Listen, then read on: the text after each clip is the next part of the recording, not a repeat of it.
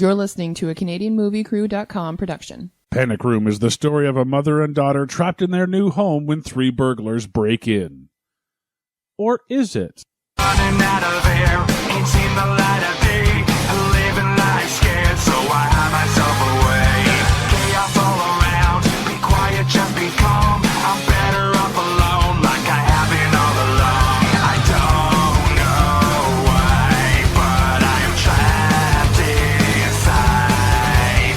Welcome to the panic room. It's my dark place. Lock myself away from you, and I can't escape when you've got nothing to lose. Paranoia sets in. Welcome back to the Oars at Movie Podcast, where we try to find the real story behind the story. I'm Sean Taylor. I'm Tex. And I mean Mark. Today we're taking a look at 2002's Panic Room, starring Jodie Foster, Forrest Whitaker, Dwight Yoakam. Welcome back to the show, Jared Leto. And finally, welcome to the show, Kristen Stewart. Yeah, it's been a Where long have time you coming. been all of our lives? It's been a long time coming. This one, a lot of people like this movie. And I saw it, I rented this when it came out on DVD. And I remember it not being as good as people thought it was. I saw this in the theater. Really? Yeah, because, Jodie Foster was a thing in the early 2000s.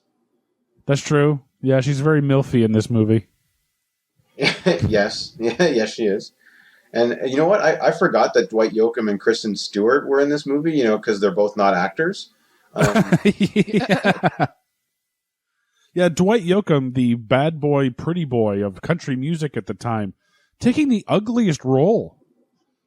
I know. He looks friggin' nuts. He looks like Ron Howard's brother, Clint Howard. Yeah.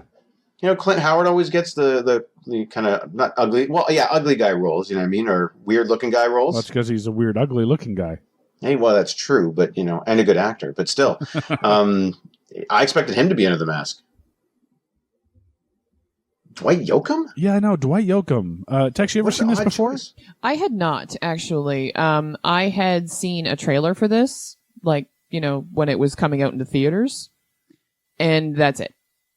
I knew it existed. That's the extent of my knowledge of this movie. And I gotta go with this movie sucks, and I don't understand why people like it. Yeah, I don't know. This is weird to me. Yeah, like I said, I saw it in the theater and walked out of it going, huh. That's all. Yeah, no, yeah, that's pretty much it. Yeah, exactly. Yeah, no, this movie is just wow. Just wow. That's all I have to say about it, and it's not a good wow. If there's anything that this movie, spawns for me is questions about why people like it. Do you think that they when they were pitching it, it's like Die Hard in a panic room? I fucking hope not, because it's not. But in this one, Jodie Foster has boobs. Oh, yeah, and they're on display constantly throughout the movie. I may have noticed dangling that. into the shot, and I saw it about half a dozen of times where they were dangled into the shot. Well, apparently she was pregnant, during the when they started filming. Yeah, she was. She was just pregnant. Yeah, and then they actually had to reshoot. They reshot some of the scenes after she had given birth, so they waited until after her pregnancy to finish this movie. Huh. Yeah, so I don't know if you ever go back and, well, maybe not us go back and rewatch it again, because I doubt that's going to happen. But if anyone listening it goes back and watches it again, maybe that might be something to look for. Is like, oh, she's skinny, a little not skinny, then skinny, and then boobs, no boobs. You know what I mean? Yeah, I'm never going to watch this movie again. I'm just saying. I'm surprised I did this time. I was like, oh, jeepers, I forgot. Gee. Tex, why don't you take us through Panic Room? All right, so our story begins with the threat of Kristen Stewart. Even the soundtrack sounds scared. Meg is evidently looking for a place to live, and the movie takes us on a tour of the house. The real estate agent takes some time to freak out Meg, because if you don't creep out your clients, you're not doing your job as a real estate agent. Anywho, she buys a house, and because it's a movie about people moving in, we have to watch her unpack and then play with her panic room after she's been drinking. Some dudes show up to break into the house because movies, but luckily the criminals give us some exposition. Apparently there's $3 million hidden somewhere in the house, and these 3 idiots have come to steal it. Meg sees the idiots on the surveillance feed and runs to grab Sarah, and they hide in the panic room. They have a touching conversation with the burglars, who then decide they're going to figure out some way to make Meg and Sarah want to get out of the panic room. They do some light carpentry work and then do a little playing with propane that doesn't go exactly as planned.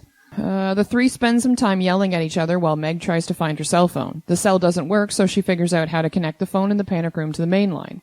Her call to 911 gets put on hold because that's what 911 does, and they cut the wire. Meanwhile, Sarah's getting hungry and dizzy, whatever that means, while the burglars break up and Meg's ex-husband shows up.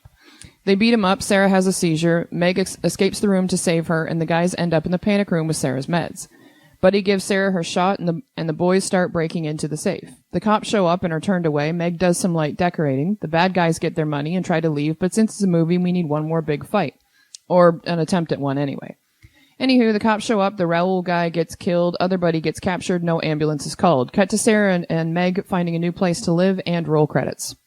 Actually, an ambulance is called. Oh, well, I didn't hear an ambulance actually get called. Yeah, no, the cop calls the ambulance right at the end, which doesn't make sense because outside there's an ambulance sitting there anyway. Right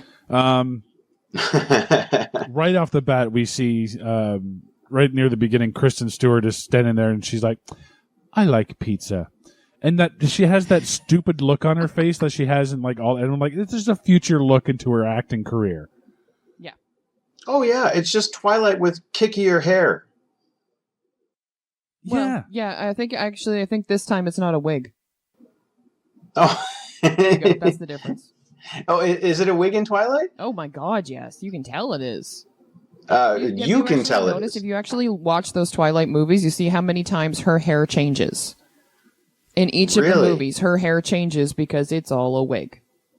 Oh wow! I never noticed that. I'm not that drawn in, and maybe I would be that bored next time I watch it. But well, see, I only ever watch it with riff tracks, but I watch it with riff tracks a lot.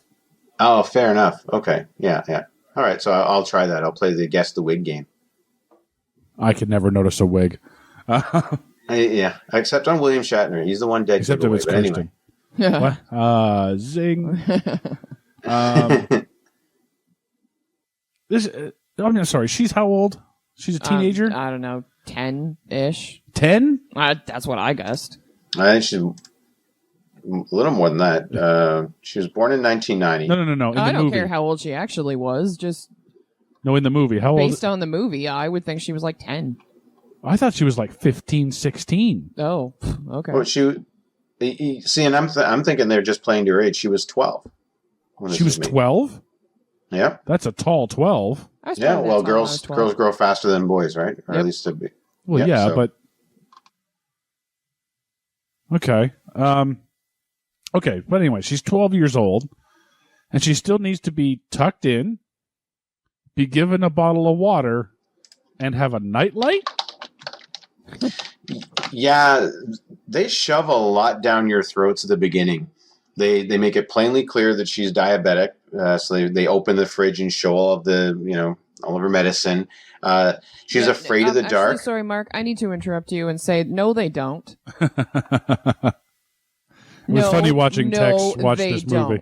No, they don't. Because there is never at any point any explanation that she's diabetic. Just because there's a fridge there does not mean she's diabetic. No, but they open the fridge and show you the medicine. Yeah. They show a bag of medicine. That could be anything. She could be anaphylactic to nuts. Seriously. Oh, sorry. I thought you were talking about a range. She could be anaphylactic or she's nuts. Like, no. I thought that. Sorry. I guess you're right in that regard. Yeah, but I had no idea she had diabetes. No flippin' clue.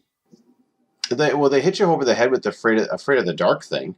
She's in a plainly lit room. She's like, "Can you leave a light on?" I'm like, "What other light is there?" Yeah, seriously. They're all on. Like you can see everything as plain as day, and then she turns on one of the closets. I'm like, that didn't change the lighting of the room at all. And of course, there's something wrong with Jodie Foster too.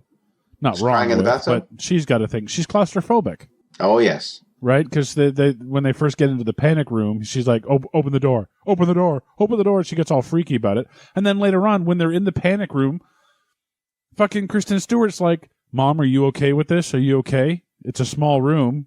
And I wrote down, Mom, you're claustrophobic. Remember, you're claustrophobic. Just wanted to remind you, while we're in a small room with no windows that we can't leave, that you're claustrophobic.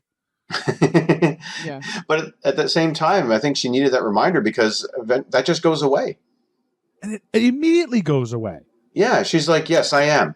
Let's move along. Because she never, Kristen Stewart has a seizure, but at no time is Meg having a panic attack. You know what I mean? Like, it never shuts her down or stops her. You know what I mean? There's no moment where Stewart has to pull her back from the brink kind of thing. No, and there's actually a point where she says to her mom, she was like, you can't spiral or whatever right now. That's a perfect setup to spiral. So she has to calm her down. But Yeah. no, she doesn't. Can we talk about the idiot burglars, please? Oh, God, yeah, please, go That ahead. somehow have a dossier on the fucking woman who moved into this house? Like, honestly? Well, Forrest Whitaker works for the Panic Room Company. But he's not the one who gave the exposition about the wife and everything. That was Jared Leto with his wonderful dreadlocks.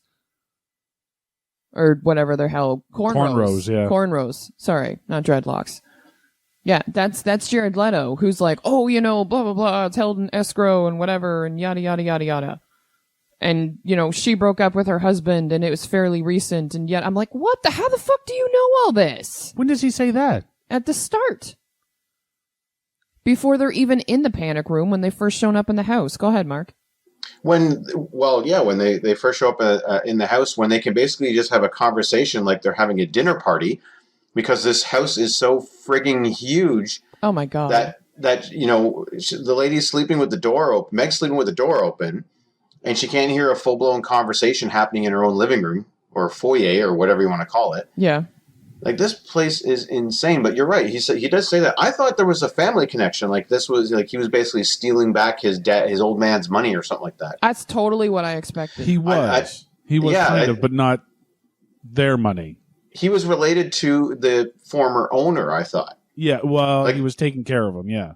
Yeah. His character's name is Junior, so I knew there was a connection there. So he knew the previous owner. That was what I got from it. Yeah, because there is some point where he says something about how the old man told him about the money or something like that. Yeah, exactly. So, but either way, like, he seems to know so much about the people that are living in this house that just moved in. Yeah, escrow takes 3 weeks. It's supposed to be business days, of course, but that's the thing. That's the thing. I looked this up. There's no escrow in New York. Yeah. There's no escrow. It's all done through realtors. So it's a bad setup for this. Like, the idea that they thought they were going into an empty house to rob it, and they got caught off their guard. Meanwhile, they seem to have done all their homework. And how convenient is it that they rob the place on the first night they're there? Yeah, seriously. Yeah. Yeah, what about the night before they actually get there? The night before this movie happens, they would have had their open window. Yeah. Yeah. Why didn't they rob the place before then when the panic room was open? While it was still up for sale, before it was sold. Thank you. Yeah, exactly. Thank you. And what burglar carries around a magic marker? A good one. By the way.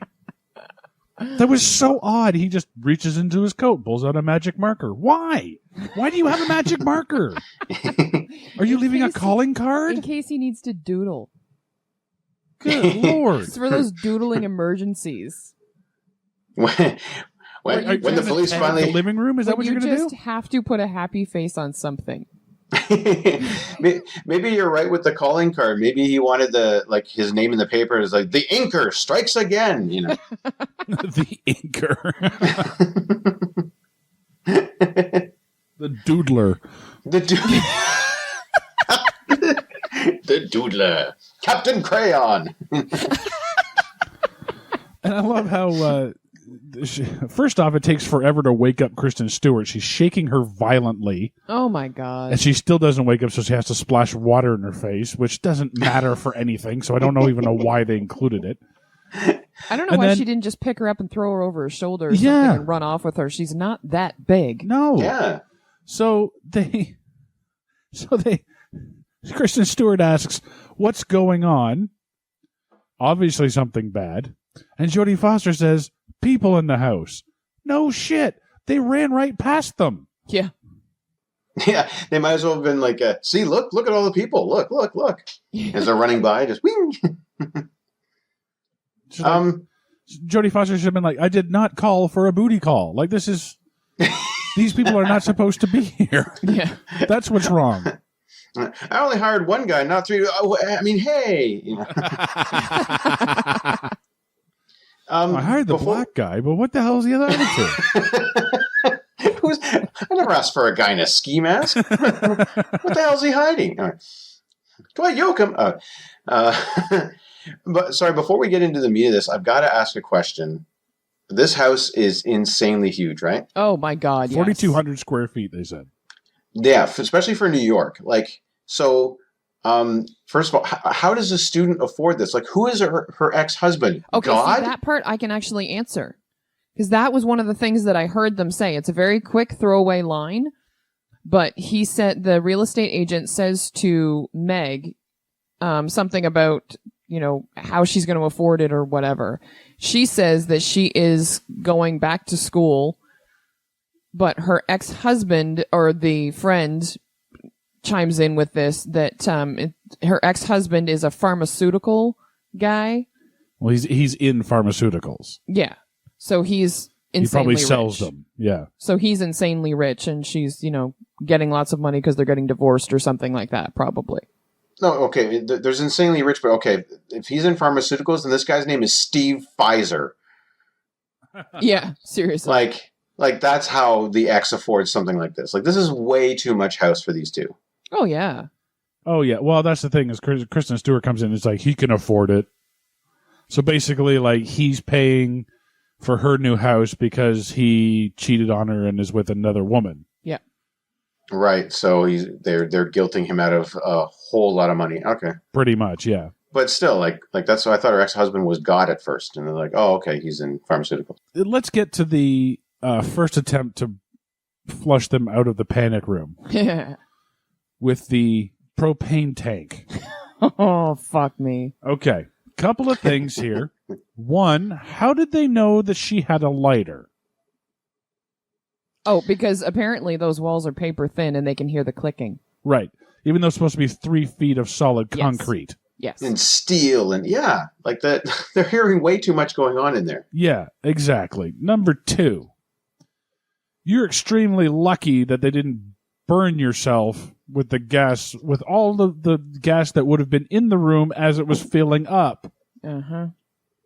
Oh yeah, they should have been blown. Like, they should have gone into the panic room and saw 2 burnt corpses.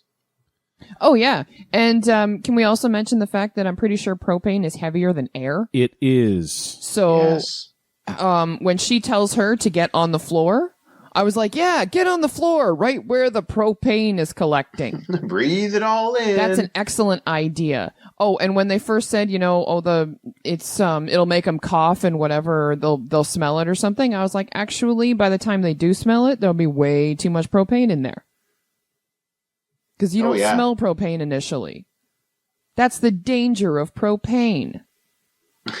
I was like, this whole setup is just ridiculous. And when she does eventually set the propane on fire, and like explode it or whatever you want to call it, when she sticks her hand into the vent and keeps going, I'm like, you have just lost your arm.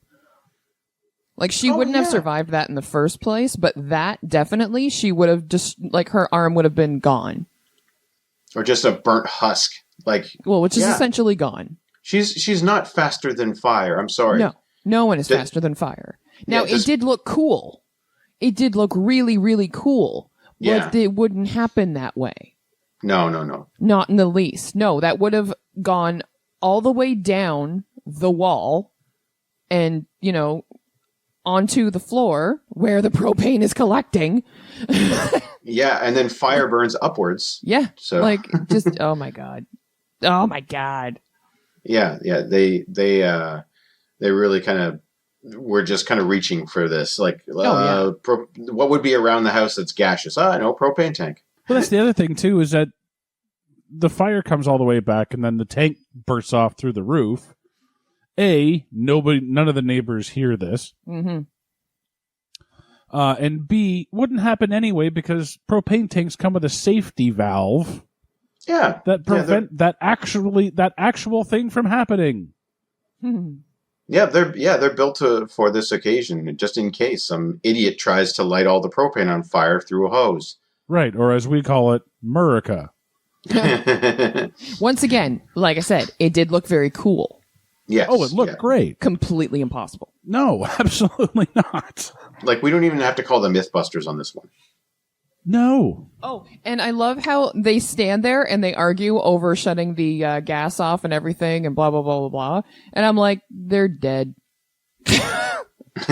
Honestly, at that point, they're already dead. Considering how much propane has flooded that room, Thank you. they're already dead. They've been poisoned. Yeah, they're dead. Like, they were dead 5 minutes ago. As soon as he cranked that valve open, I was like, you're dead. Well, they They're did dead. find that little pipe, though, going to the outside. And That since does not matter, considering how much propane was being pumped out of there. She's standing in front of the vent, getting propane blown straight into her face. Yeah. And Kristen Stewart's Sarah is on the floor. So once again, propane heavier than air. So she has now ingested all of that propane. And so has Meg because she's standing in front of it. They're both dead. They died a long time ago. Yeah. Or at least passed out like they predicted, right? What I don't understand is why didn't they just use the propane tank to blow a hole to get into the panic room? Well, that obviously would be ridiculous. No, let's come up with a coyote-esque plan to run a pipe and drill a hole, because we want to be quiet, right? And but they've already been chopping away at the wall, which would have woken the neighbors. Oh, no, because he had the feather pillow. Oh, God, yeah. Which I loved, by the way. As that was happening and all the feathers are going all over the place, I'm watching it going, achoo, achoo. Drill, that tickles. Drill, that tickles. Yeah, exactly. Oh, I love too how they communicate with the bad guys. She's talking to them on the intercom, and they're like, writing down signs and holding them up to Thanks to the marker. That's right. camera. I was dying. The inker strikes again. Sorry, I need to go back here because my notes started a little bit before they get into the panic room. Now, Tex, I got to ask you this one particularly because you just said you watched it in 1.5 times speed. When Leto and company are chasing Foster, or Meg and Sarah through the house, did it not look like a Scooby-Doo cartoon for a minute with them just running room to room back and forth? Seriously? When I was watching that, I was going, that's exactly what I was doing. And then later on, when they're like running up and down the stairs and everything, and I don't know, they're panicking over something, I was doing the same thing all over again. Because that's just too much fun. But yeah, it reminded me of an old Scooby-Doo cartoon where there's running back and forth through the rooms and opening and shutting doors. And, I expected to see like Frankenstein kind of like, Yeah, in one door and out the other. Yeah. Oh my God. Do you guys know who directed this? No. Steven Spielberg. No, David Fincher. Oh, David Fincher. Who made Fight Club Wow. and Benjamin Button and Gone Girl. Seven. Huh. He made this movie. This is the only movie of his that is not on DVD. Oh, really? Yeah, so what does that tell you? Well, I mean, he's had a couple of other misses before too, like or since then, like The Girl with the Dragon Tattoo, the American version didn't. That was go a hit, over as though. Well, not enough to get the sequels made. I know they're getting made. Oh, there it is. The Girl Who Played with Fire. Interesting. Yeah, they're getting made. Taken long enough. Well, yeah. Yeah. Well, he's a visionary. Alien Cubed. Huh? Yeah, he made Alien 3, unfortunately. Yeah. Oh. I actually thought that was the title of a new Alien movie. You've obviously never seen the logo because it looks Yeah. like Alien cubed. Oh, okay. Interesting. It's interesting. He's done actually quite a few music video type stuff, like George Michael 25 video hits, Paula Abdul, Madonna, the video collection, Oh, very nice. Aerosmith, big ones you can look at. Big Okay. ones you can look at. Yeah. What the hell? You know what? Honestly, that influence is heavily shown in this particular movie. Oh my God. Did we get enough tours of the house? Yes. Jesus Christ. Yeah. Every time there was like, following something, when we were following the gas and going through the vent and everything, I was like, oh my God, I know what the fucking house looks like by now. Jesus. Yeah, I could draw accurate, not a Blueprints? diagram, but blueprints. Thank you. Yeah. Words. Sorry, I've just been ingesting a bit of propane lately because apparently it's harmless. So, Yeah, careful with that stuff. Apparently I don't have to be. I can just light it on fire. It's okay. Well, you have to be careful with it initially though. Oh, of course. Do you have a pipe in the floor that you can open and breathe through? Then you're good. Yes. Yeah. Well, that would have actually held with what you're saying about the propane being heavy. It would exit out that little pipe Yeah, when they opened it, when they opened it. Yeah. but not before. No. Well, no, that was an automatic opening. Okay, when they propped it open then. Yeah. The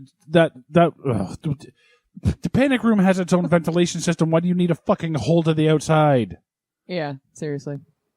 In case bad guys pipe propane through. Jeepers, have you not been paying attention to the movie? Yeah, and I love how the pipe faces Forrest Whitaker doesn't know about this? I love how the pipe faces directly into the neighbor's bedroom. Yeah. That was hilarious to me. And when I'm watching it and the neighbor gets up and everything finally from the flashlight going off, because apparently a flashlight becomes a fucking spotlight if it goes across enough distance. Oh, yeah. That was lighting up the whole damn room. But anyway, he eventually gets up and everything and he's looking at the flashlight going off and on and whatever. And then I'm watching it and I'm going, pull the curtains. Pull the curtains, because that's what I would do immediately. Yeah. I wouldn't have taken that long. I would have gotten up and been like, what the fuck? Pull the curtains. Because everyone knows what an SOS signal looks like? Not so much. No, I had to look it up to see if it was even accurate. You're right, though. That would have just been... What's that? You did? Yep. Oh. Oh, yeah. I don't know Morse code that well, so I had to look it I up. knew what SOS was, so it's three fair. short, 3 long, 3 short.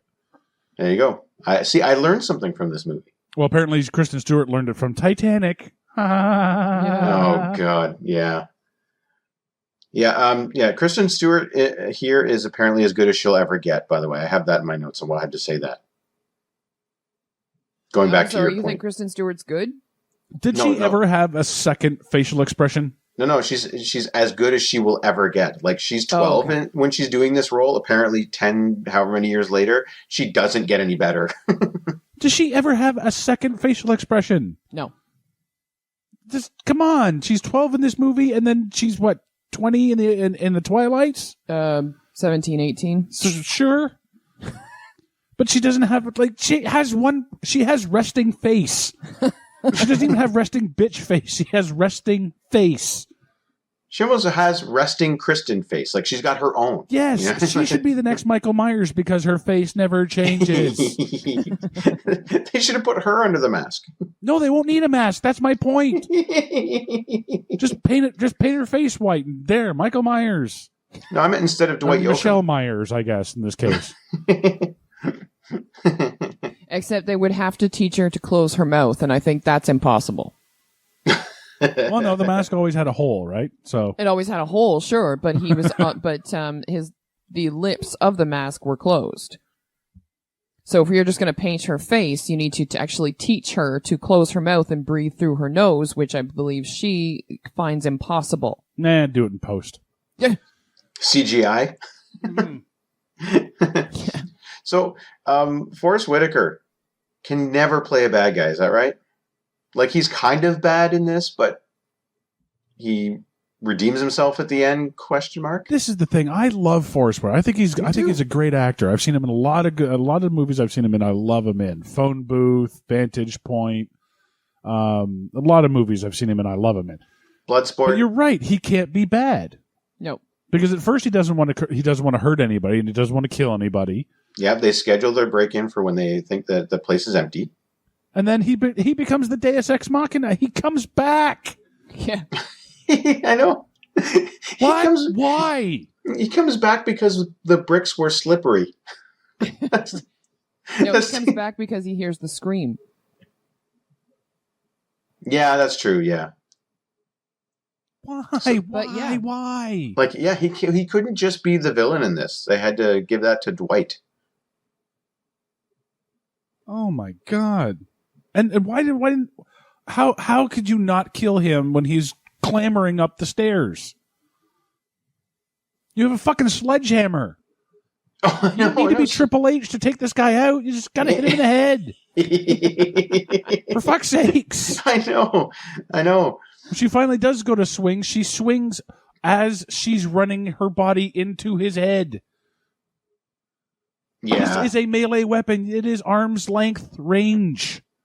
Oh, yeah, and then some. It's got a nice long handle on it. Yes. You can get some. Yeah, oh, yeah, absolutely. I loved watching him crawl up the stairs. I was killing myself laughing. I'm like, seriously? How the hell is he managing to do that? He just fell, 1.5 stories, basically, because that house is fucking massive. So we just fell, 12, 13 feet onto his head. Oh, yeah. And his back and everything, and somehow he's got a little bit of an owie on his ankle. So he's got a little bit of a limp. Shut up. Yeah, this was bad. Like the choreography for, I don't even want to call it fight choreography. I think it was just thrashing about. I'm not expecting martial arts here, but at the same time, like you said, there's some practical applications to the weapon that she grabs, and she doesn't even use it. She drags it around behind her. You notice that? Like she's all of a sudden wimpy. Yeah. This is another thing that I don't understand. She goes around breaking a whole bunch of light bulbs and mirrors and everything And the cameras. So that if they come out of the panic room, she can hear them walking around. Meanwhile, you can hear everybody walking around in the house already. I was just going to say, Forrest Whitaker's 200, at least 250. He's a big-ass motherfucker. Yeah, tall dude. Yep, big guy. Yep. He's wearing boots. Even at the start of the movie, when she gets up to go to the bathroom, they hear her. Exactly. When they're on the first friggin' floor, they hear her. And I'm just like, okay, so there's no soundproofing in this house. No. And if that's the case, then she should have heard them having a conversation downstairs in her kitchen. Yes. Thank you.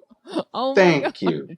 That's one of the first notes that I have after bitching about how rich her ex-husband was. But yeah. No, you're right. I mean, they basically make the difference. It's like, oh, well, she wasn't on her tippy toes during that scene. Later on, she tippy toes, and so she's fine. She's a ninja. Yeah. Did you notice when she was breaking all the glass and stuff to put it on? Like, she walks right over it and doesn't get the Bruce Willis treatment from Die Hard? No. I specifically noticed that she actually walks over broken glass fine. Yeah, and there's actually a goof. Like, if you actually slow down the movie and take a look at it, you can see that she has some kind of protective thing on the bottom of her feet.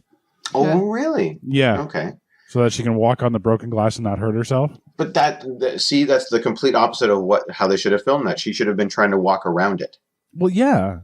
Or something, right? To not walk on broken glass. Like that's ridiculous. It's Die Hard in a panic room, and they don't even do, one of the neat things that Die Hard did was give him the bloody feet. The hell? Let's get to the cops, please. Can we get to the cops? I'm still trying to figure out why country music legend Dwight Yoakam has a mask on this entire movie. That could have been me under there in 2002.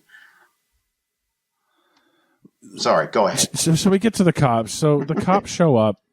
The husband has already showed up and gotten beaten up. And the bad guys are in the panic room with the daughter. And they say, don't let the cops in or else we'll kill her. And which doesn't make any sense to me, because why? Why bother killing her? What's the point? But anyway, Yeah. so the cops show up. They give her an out. They give her the ability to give them a hint to say that something is wrong, and she passes up that opportunity. Thank you for calling that out. If you didn't, I was gonna. Well, okay, first of all, can we talk about the fact that the other partner just doesn't want to do his fucking job? Where he's just like, oh, yeah, take her word for it. Yeah, you know, she was drunk and whatever, and ha ha ha ha ha, it's no big deal. And like making fun of his partner for having instincts. Where the guy's like, obviously there's something wrong. We really want to help you. Let us help you. Yeah, you called your ex-husband, freaked him out. He called us. We probably should check this out. Yeah. But my partner here wants to go. Like that's No, you're right. Absolutely. And Foster at this point, she knows that those are cameras, not microphones. Thank you. Yep. So she could have stood there and told the whole tale. Okay, here's what's going on, Blinky Blinky. My daughter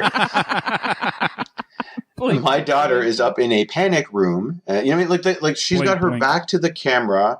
All she had to do is say, okay, officer, just smile and nod. I'm going to tell you what's happening. Yeah, exactly. And don't come in right now. They're going to kill her. But if you could figure out a way to get some backup, I could probably use it right about now. This sledgehammer is getting heavy. Yeah, exactly.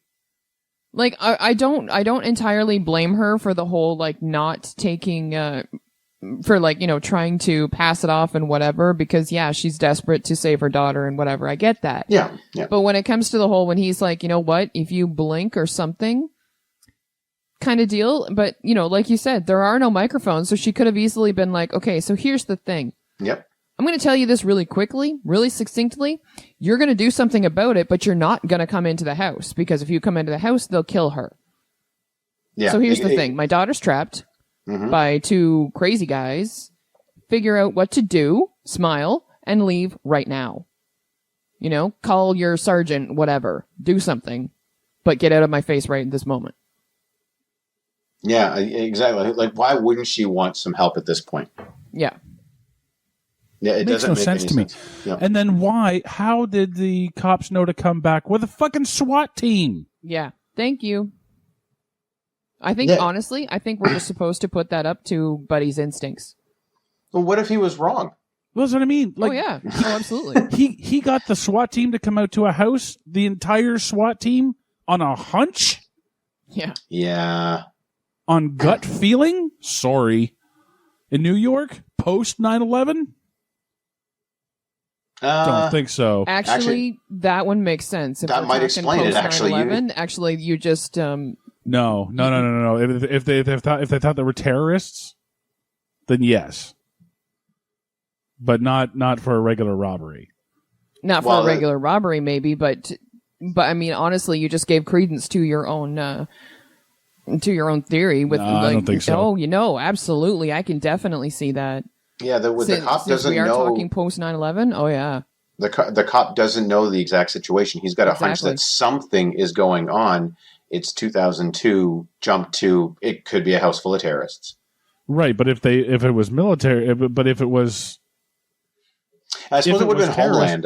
It would be Homeland Security that shows up, not the SWAT team. First responders. I don't know. We're giving this movie a lot more than it deserves, though, because let's face it. Giving this movie more thought than the writers did. I think so. Yeah. They're like, hey, wouldn't it be funny if, you know, we've got three completely mismatched burglars just, you know, set together to steal some money and put a chick in a panic room and then have the daughter have diabetes and you get end credits. That's seriously. That seems like that's how they wrote the movie. It's Die Hard in a panic room, yes, but that's about as far as we have. Stop calling it Die Hard in a panic room. That's just mean. That's that's just mean. Putting Die Hard in the same sentence with panic room. Stop it. Speaking of Die Hard, one of our local Costco is selling the entire Die Hard collection in a box set that looks like the Nakatomi Towers. Oh, cool. Oh, my. And it's $86, and I my friend showed it to me at work, and I said, "So I should be able to knock $7 off for Die Hard 5?" So, yeah, which floor do you get to take off, the top or the bottom floor? Don't know. Yeah. But this fucking movie. I don't understand why. What good does Kristen Stewart having diabetes have? What point does that have in the movie? No idea. About raising the stakes, because they can't stay in there forever, right? Like, they have enough food and rations; they could theoretically just wait them out. No, they don't.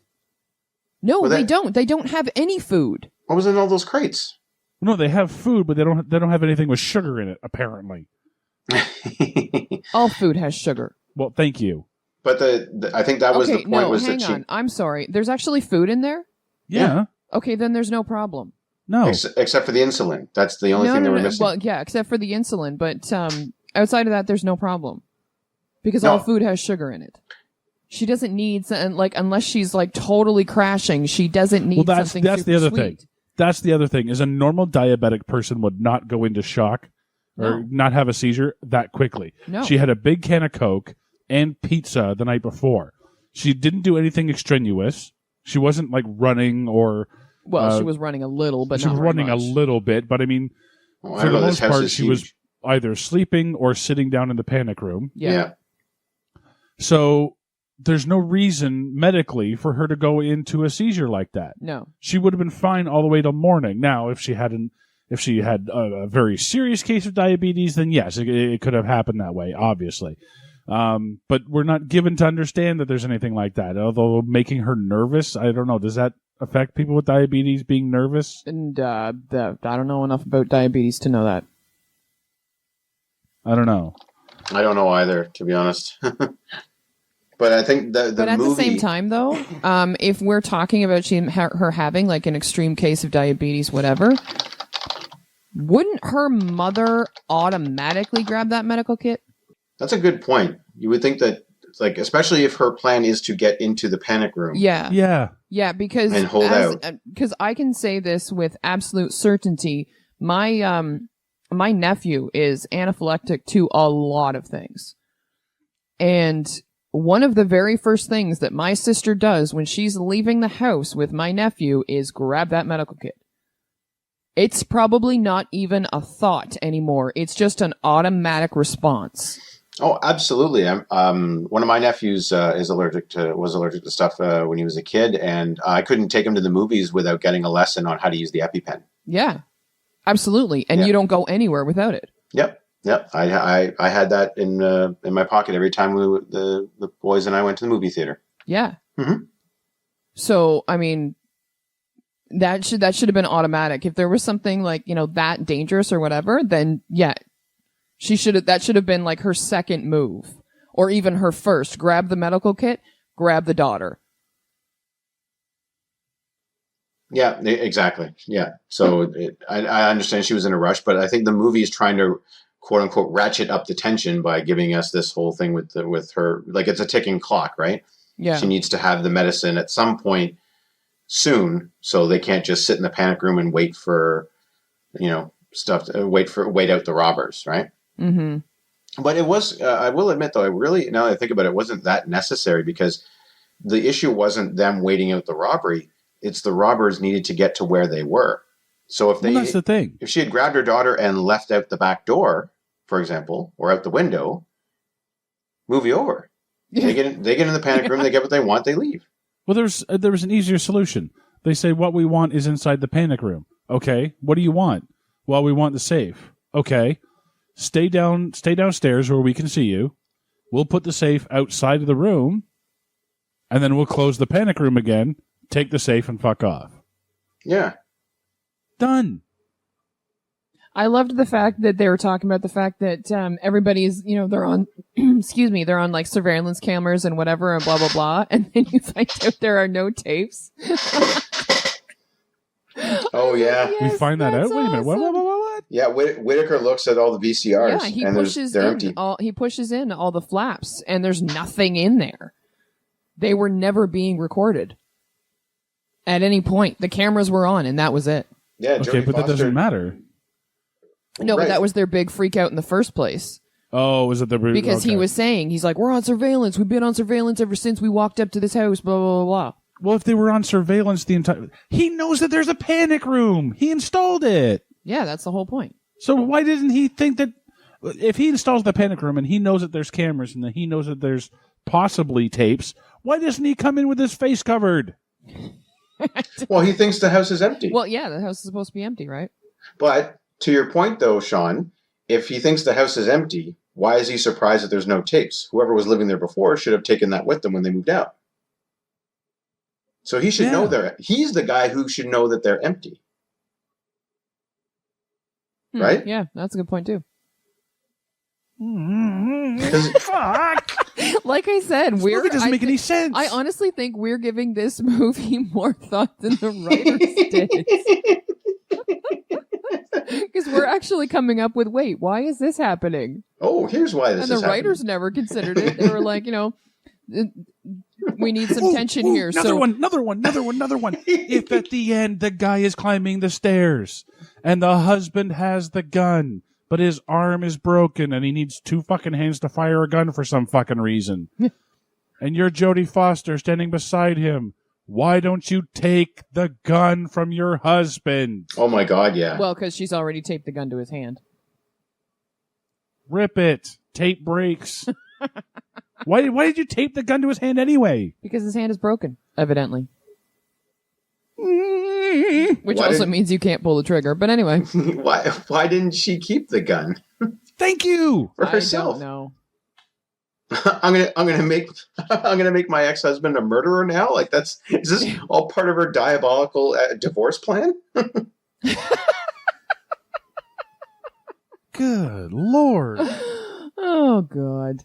This movie is so ridiculous. But by the way, this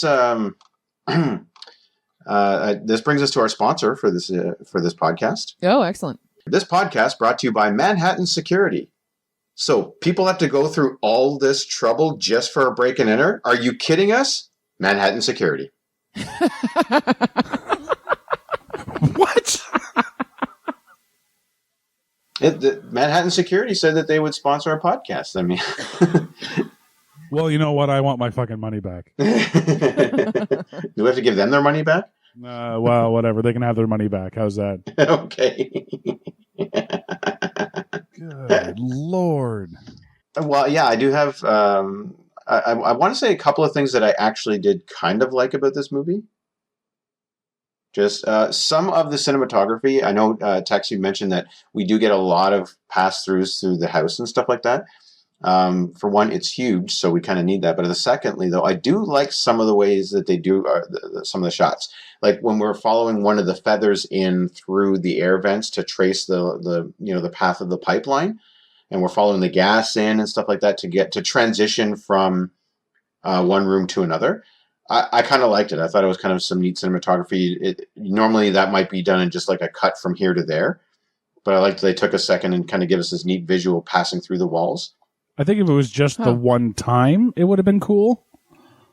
And then there's another one too, where actually I like where they actually did the now this has been used a bit more, but the split wall. So you see inside the panic room and outside, and you can see what both sets of characters are doing at the exact same time. I thought I like when they do stuff like that sometimes, especially when you have something like this is set up around 2 rooms essentially. So getting to see what both of them are doing at the same time is I thought it was kind of a nice little touch.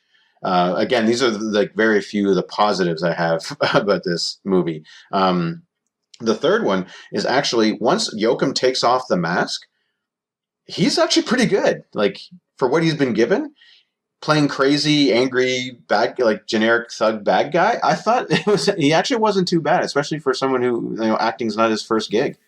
Yeah. No, I agree with that. Yeah, I'll give you that. Yeah, absolutely. I mean, he's doing a good job with a shitty movie, but I got to give him props for that. He actually was probably one of the best things about this movie, or one of the best actors in it. I just love how ripping off the mask somehow makes him crazy. Yeah, because for up until he loses his mask, he's just very monotone, Oh, doesn't yeah. really react to very much. He's just like, nope, this is how it is, whatever, blah, blah, blah. I'm not really going to get angry about anything, but then rips off the mask and loses his shit. Absolutely, yeah. He goes full pseudo Joker on us here, which is kind of Yeah, funny seriously. considering Jared Leto's in the movie and he's going to be the Joker. So, I do have one more question here about our main character, Meg. What kind of student is she? I don't think we've ever find out. No. Well, I have a couple of theories because of her skill set that she has. One, electrical engineer. She manages somehow to be able to make a cell phone work through a landline that she rips out of the wall. Okay, that was my question. No. She made the phone in the panic room, the landline phone in the panic room, work on the other phone line. That's what she did because they didn't cut the phone line properly. Right. All Buddy did was just cut the kitchen's phone. That's it. Yeah. And so she managed to yank the wire out of the jack, drag it into the panic room, and connect that wire to the wires of the phone in the panic room and turn it into a landline. Why did she have to do that in the first place, though? To call 911 because the other line hadn't actually been set up. So she hadn't initialized the panic line. Right. And so she somehow was able to bypass that and do it anyway. Yes. Right. Okay. But the thing is by doing that, she makes the entire scene where she goes to get the cell phone completely unnecessary. Yes. Yeah, she makes 2 plays for 2 phones here. And the fact that she can't get a signal is bullshit. She has a hole to the outside. Yeah. Yeah. Get down on the floor, put the phone next to the hole, and make your fucking call. There we go. Yeah, but didn't she try that and it didn't work? No, she just sat there in the middle of the room. Yeah, I thought she'd actually put it near the pipe or whatever and tried it. So, theory number 2, physician. So when she sees her ex bleeding in the chair, she keeps trying to get him to lift his arm. So, like, what are you diagnosing him now? Like, she's like, try and lift your arm. No, try and lift it again. I'm like, what are you doing, physio here? Like, what's going on? I mean, like the Yeah, guy. but the thing is, I don't think you lift a broken arm. The guy is beat all to hell. He needs help. You know what I mean? Like, she's trying to do an assessment. Like, so if you had a trigger on your finger, could you pull it? Yeah. Like, this is very specific. I don't understand, like, what she's just like a generic mom at this point. Yeah. Yeah, it's weird. And it was kind of scary actually seeing her with Kristen Stewart. Like, because in this movie, at least, like, I mean, don't get me wrong, I like Jodie Foster. She's a great actress. But in this movie, she's taking a little too much cue from the daughter at this point. Like, she spends a lot of this movie with blank stare, too. So, a couple of things on this movie.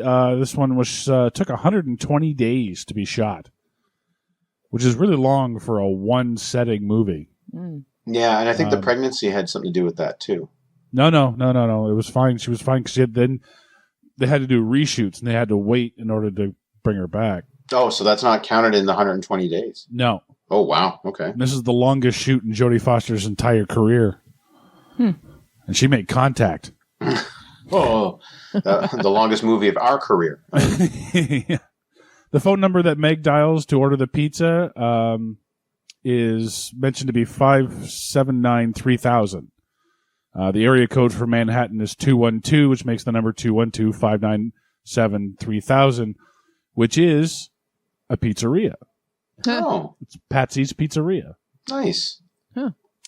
And some almost cast. You ready for this? I've yes. seen a couple of these, but hit me. I love these. In the role of Junior, you may know, I don't know if you know the name Adam Goldberg. That name sounds familiar. Probably the most famous for playing the creepy roommate Joey had on Friends that thought the goldfish cookie was real. Yeah. Character Oh, actor, yeah. really good guy. Oh, yeah. He's been in a lot of stuff. In the role of Burnham, the black guy, Forrest Whitaker. Denzel Washington. Huh? Oh, wow. For the ex-husband, Mel Gibson was considered. Are you kidding me? For Sarah. Oh, I know this one. Hayden Panettiere. Yes. And DeVay Chase, who was the voice of Lilo in Lilo and Stitch. Oh, okay. And for Meg, Angelina Jolie, Sandra Bullock, or Nicole Kidman. Yes. Who had initially started production on the movie, but had to leave because she got hurt doing Moulin Rouge at the same time. Okay. But still remained in the movie. You know who she was? She was the new girlfriend of the husband's on the phone. Oh, wow. Get out. That's hilarious. So she calls when Jodie Foster makes the call to the husband and the girlfriend answers. Yeah. It's Nicole Kidman answering the phone.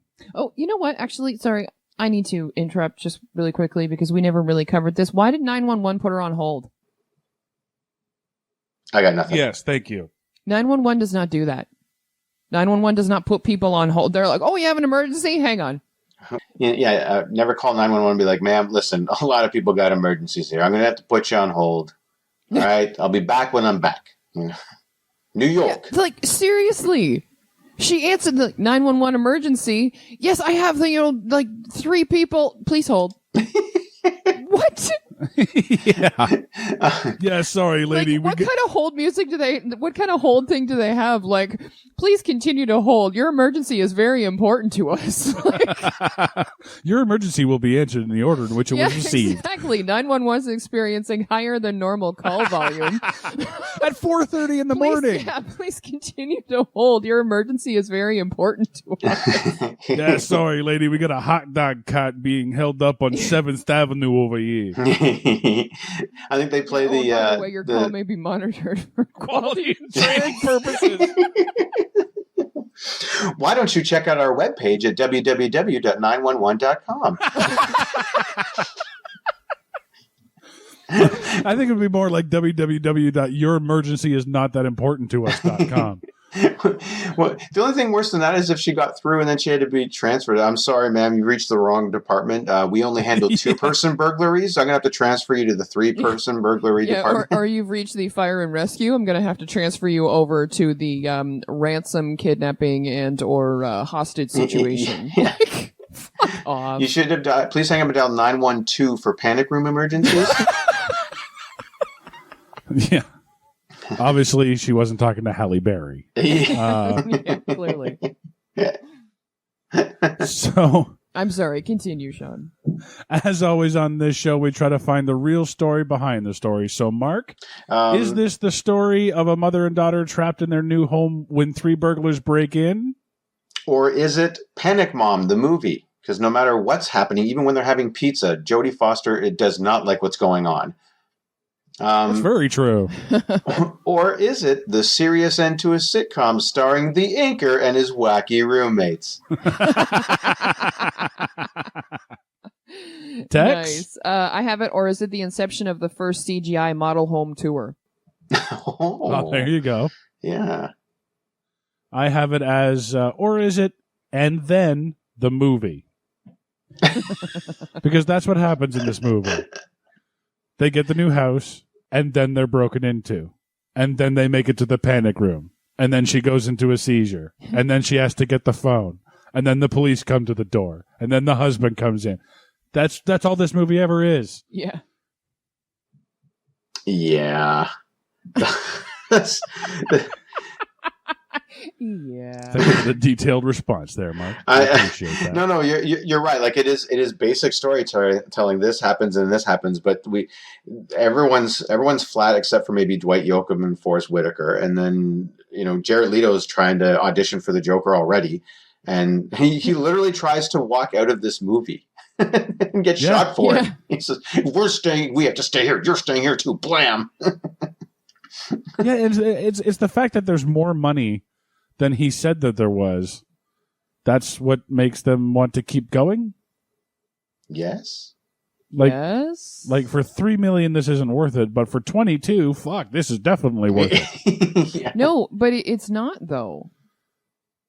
Because there's something else that they say, because when they actually find the money, they're like, lying bastard, whatever, blah, blah, blah. Yeah, it's all about the amount of money, because he said that basically Jared Leto was going to take more of, like, he told them there was a certain amount of money, but he knew that there was more money available. Oh. Yeah, there's $3 million. They were going to split it 3 ways. That got him in on the job, but he was going to take the rest and then give them their $1 million. He'd run away with 19 or whatever. Yeah. Or 20, I mean. Oh, okay. So that about does it for Panic Room. I'm Sean Taylor. I'm Tex. I mean, Mark. Join us next time when we'll take a look at the re-edited 1977 classic sci-fi movie that sees Luke Skywalker take out the Death Star with nothing but solid science, advanced technology, and his own natural skill. Mark Hamill stars in Star Wars: The Atheist Edition.